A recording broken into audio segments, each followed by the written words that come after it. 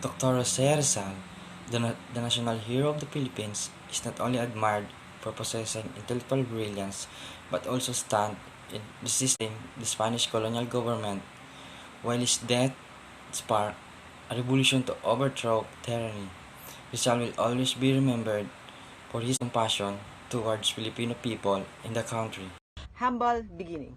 Jose Protasio Rizal Mercado Y. Alonso, Riolanda, was born on June 19, 1861 to Francisco Mercado and Teodora Alonso in the town of Calamba in the province of Laguna.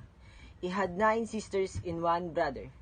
At the early age of the 3, the future political leader had already learned the English alphabet, and by the age of 5, Jose could read and write.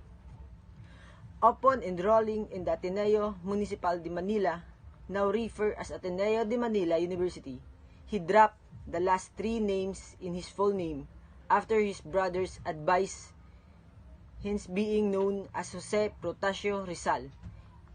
His performance in the school was outstanding, he winning various poetry contests, impressing his professors with his familiarity of Castilla and other foreign language in crafting literatures, essays that were critical of the Spanish historical accounts, pre-colonial Philippine societies.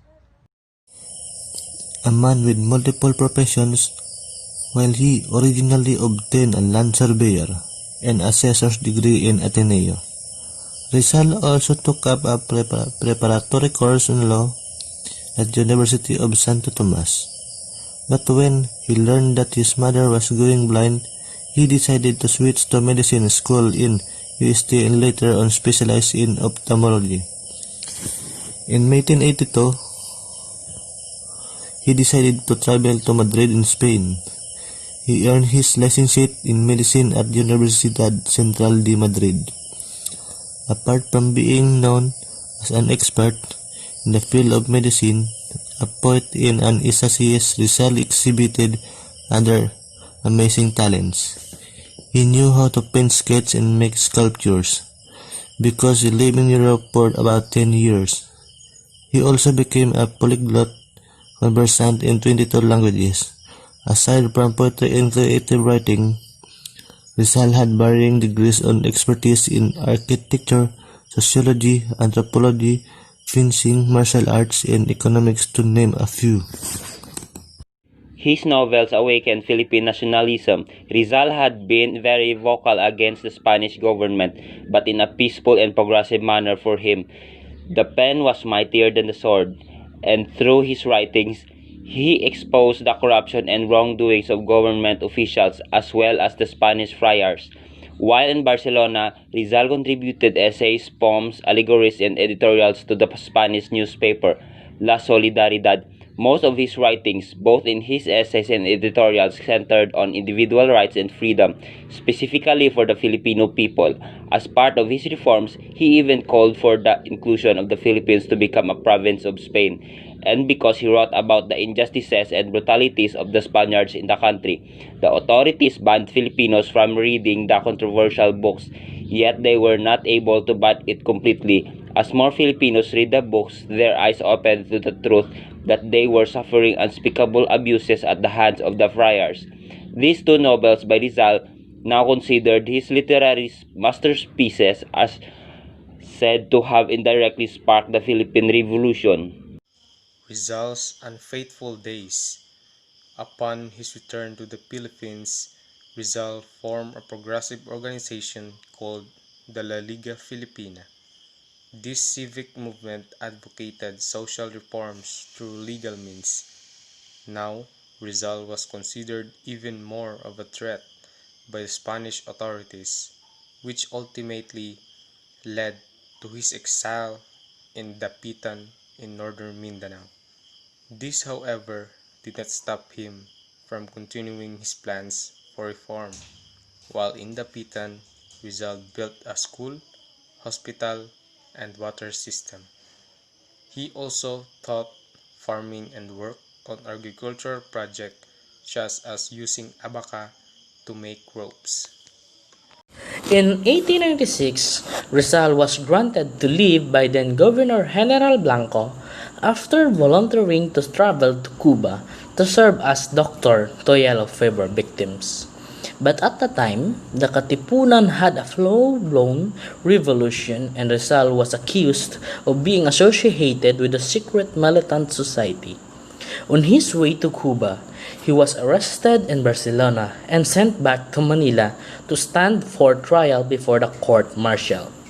Rizal was charged with sedition, conspiracy, and rebellion, and therefore sentenced to death by firing squad. Days before his execution, Rizal bade farewell to his motherland and countrymen.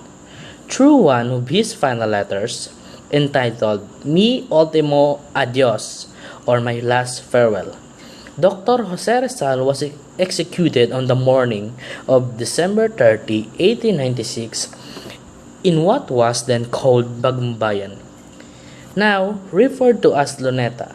Upon hurrying to the command to shoot him, he faced the squad and U-turned in his final breath. Consummatum est, it is finished. According to historical accounts, only one bullet ended the life of the Filipino martyr and hero. His legacy lives on after his death. The Philippine Revolution continued until 1898, and with the assistance of the United States, the Philippines declared its independence from Spain on June 12, 1898. This was the time that the Philippine flag was waved at Emilio Aguinaldo's residence in Kawit, Cavite. Today, Dr. Rizal's companions' courage and patriotism are greatly remembered and recognized by the Filipino people. His two novels are continuously being analyzed by students and professionals. College and universities in the Philippines even require their students to take subject which centers around the life and works of Rizal. Everywhere the Filipinos celebrate Rizal Day, December 30 each year to commemorate his life and works. Filipinos look back and how his founding of La Liga Filipina and his two novels had an effect on the early beginnings of the Philippine Revolution. The people also recognized his advocacy to achieve liberty through peaceful means rather than violent revolution. In honor of Rizal, memorials and statues of the national hero can be found not only within the Philippines, but in selected cities around the world. A road in Chanakyapuri area of New Delhi and Medan in Indonesia is named after him. The Jose Rizal Bridge and Rizal Park in the city of Seattle are also dedicated to the late hero. Within the Philippines, there are streets, towns, cities, and university, Rizal University, and a province named after him.